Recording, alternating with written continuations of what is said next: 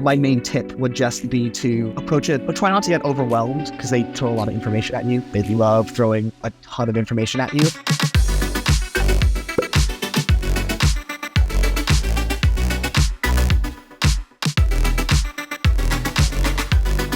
For the data insights section, it's a completely new section. And maybe for you, since you mostly prepared for GMAT Focus, just like another portion to study for. But yeah, did you change your approach at all? Or how was the transition from integrated reasoning to data insights for you? It's quite hard to prepare for data insights.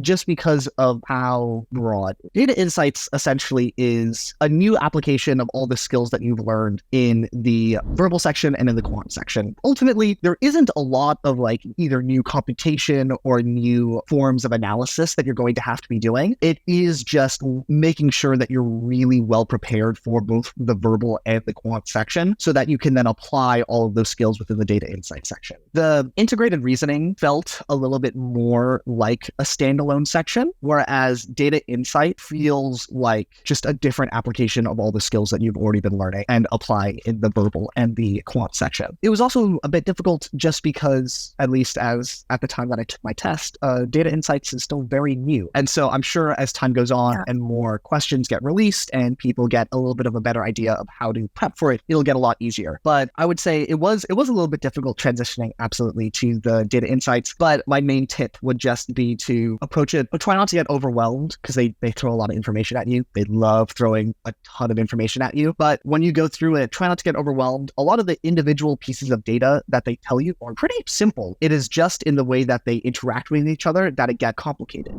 I think it's just a final tip for data insights. The most important thing is to keep a level head. They will throw a lot of information at you, and it'll seem like a lot because it is a lot of information that they're expecting you to parse through in a very short amount of time. But know that each individual thing that they give you is not ultimately that complicated. The way that it becomes complicated is in the ways that they interact with each other or parsing through all that information to understand what's important. And so keep a level head, really rely on those critical reasoning skills that you learned in the verbal section and make use of some of the simple calculations that you learned as part of the quant section. Marrying the two of them together can be quite tricky, but a lot of the time it is just a matter of reading over all the material, not to memorize it all, but just to note where certain pieces of key information are, and then reading the question, figuring out what key information you'll need, and then going back through and the data and as you've noted before, finding where those key sources of information are, and then using those to answer the question. That kind of step-by-step formula is what you're going to be doing on 80% of the integrated reasoning or the data insights section. And so it is just a lot of keeping calm, working through methodically, and understanding that it's all about finding the key sources of information rather than trying to use every single piece in order to get the answer. So yeah, I guess key takeaway is that it's not so much a standalone section, but more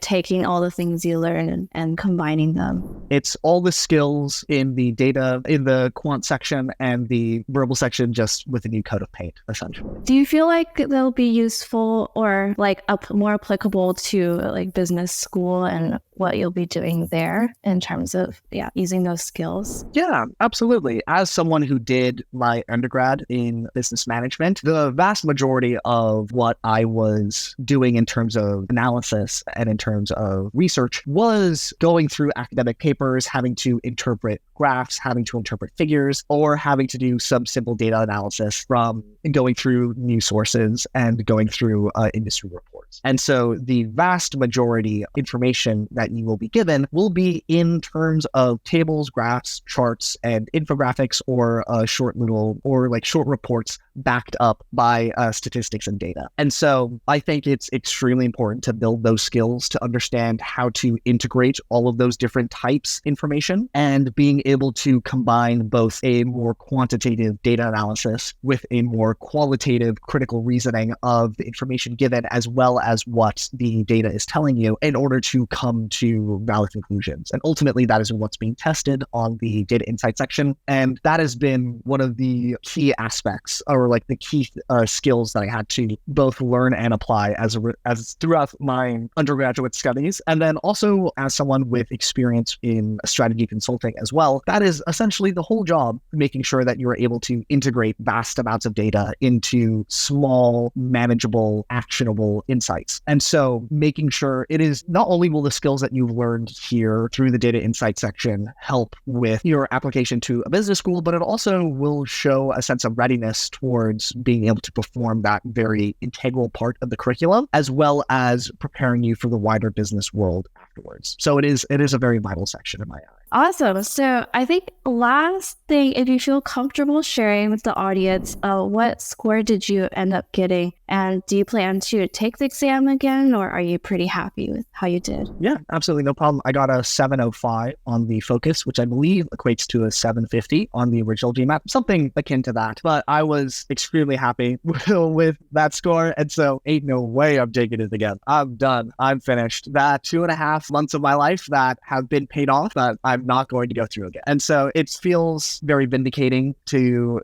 just like be able to put in the work and then get a good score. I did the verbal and data insights were both sections that helped carry my score. And then I got 20 percentile less in the quant section compared to the other two. But that's the nice thing about the GMAT as well, is that you can get a quite high final score by focusing on the sections that you do best in. And so once again, the way that I was able to get that score was just perseverance, making sure that you were exhausting all the resources that are available to you on the Magoosh platform. All I used was the Magoosh platform and the free practice tests that were given by NBA.com. With those two things, you can get a phenomenal score. It is just a matter of kind of making sure you give yourself enough time for it. Yeah, congratulations. That is amazing score. Like you said. Thank you very much. Yeah, I'm super happy. You're one and done.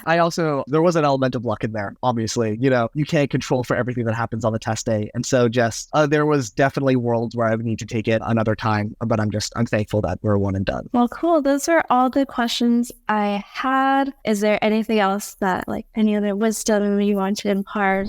Just to reiterate, stay calm, give yourself enough time, and you will do fine. That is with those two things, as long as you put in the hours for a long, and you give yourself the time needed to succeed, and you stay calm when it comes to the test day, you will end up achieving the scores that you want to achieve. Stay positive. Everyone's studying out there. And absolutely. Awesome. Well, thank you for chatting with us today. I keep an eye out on Magoosh GMAT YouTube for when this video comes out. All right. Thank you very much for having me.